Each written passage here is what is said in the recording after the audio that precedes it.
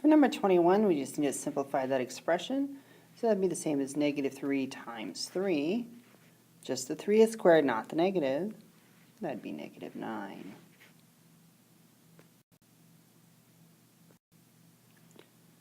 To write a number in scientific notation, we always have to have exactly one digit in front of the decimal. So this is going to be 4.56 times 10 to the, we move the decimal 2 places to the right, so negative 2.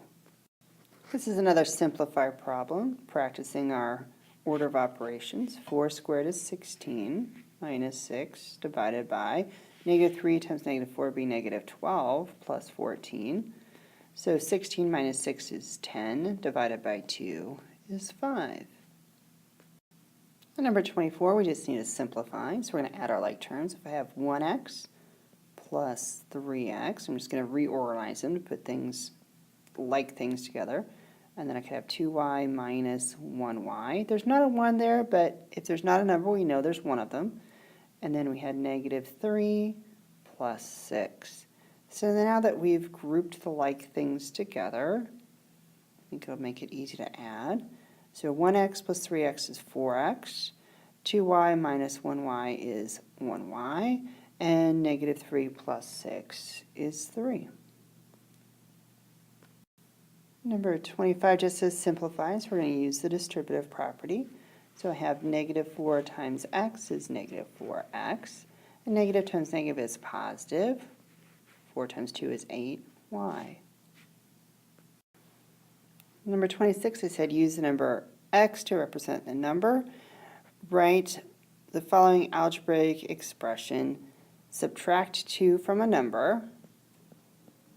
Then multiply the difference. Difference is the answer when we subtract, by 4. And we're used to seeing the number in front. It could be in the back. It doesn't matter. In 27, directions, should I say simplify? We're going to use our exponent rules. 2 times 3 is 6, just like it always has been. Power times a power, we add the exponents. So it's 2 plus 4, or we'd normally write just 6 to the 6th power. If we want to solve this equation, we need to undo what's happening to the variable. So we want to subtract 3 from both sides to undo the adding 3. So 6n equals negative 6, and then divide by 6, and n will be negative 1. Don't forget, you can always do a check step. Does 6 times negative 1 plus 3 equal negative 3? I hope so. Negative 6 plus 3, sure enough, it's negative 3. I made this one nice and big. We're supposed to solve for x. The first thing I'm going to do is get rid of all these fractions. So I'm going to multiply both sides of the equation by 8, because then good things happen. 8 divided by 4 is 2, and 4, and 1, and 1.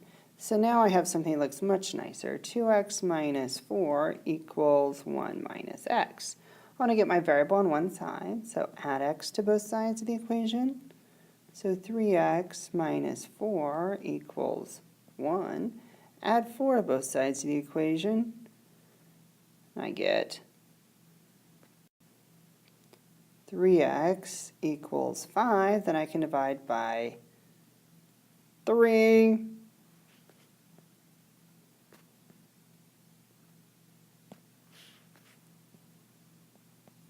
And I have x equals 5/3. I am not going to do a check step on that because that would be pretty ugly to do.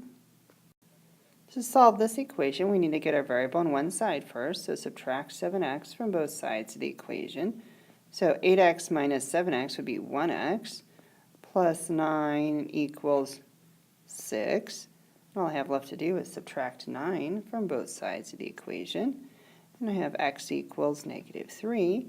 If I check, 8 times negative 3 plus 9 would be negative 24, plus 9 would be negative 15. That's the left side. And on the right, 7 times negative 3 plus 6 would be negative 21, plus 6 is also negative 15. So I get the same thing on both sides of the equation. I know my solution is correct.